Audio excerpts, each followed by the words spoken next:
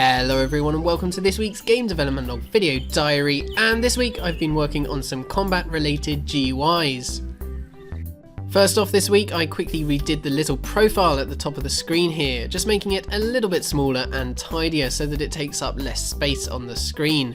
This picture here, by the way, will eventually be replaced by an actual 3D rendering of your character, so it will show all the clothes that your character is wearing and stuff, but I haven't had time to do that quite yet. I also redid the health bar here, and I restructured a lot of the code for it as well to make it a lot more flexible so that I could also use it for this enlarged health bar at the bottom of the screen here, which now appears when you're in combat mode.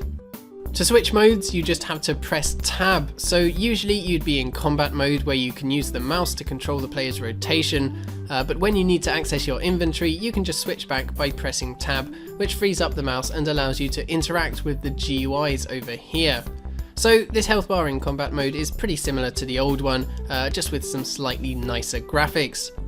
So this is what happens when you get damaged, this is what it looks like when you heal, and then finally the last one is poisoning, which turns part of your health bar slightly green and then that part of your health slowly decreases. That last effect isn't overly obvious though, so I'll probably have another go at redoing that effect at some point in the near future. Next up this week I did some work with potions, and I added a load of new potions into the game. Currently they all just work as health potions, so if I drink one you can see that it causes my health to start going back up, but the main reason that I added them in this week was so that I could add a way to access potions when you're in combat mode. So in combat mode you can see that the GUI now shows those 10 potions that were in my inventory, and I can drink any of them by pressing the relevant number key. So if I press 1 you can see that it drinks the first potion, and if I press 4 it drinks the fourth potion, and so on.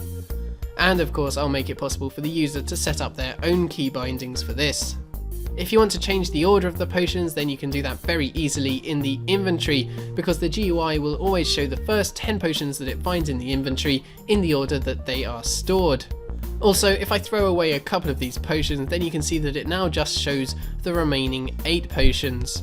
And in case you were wondering, there is indeed a reason for this gap here. I'm going to be putting something else here which you will see in future devlogs. But my favourite update this week has to be the damage indicator text.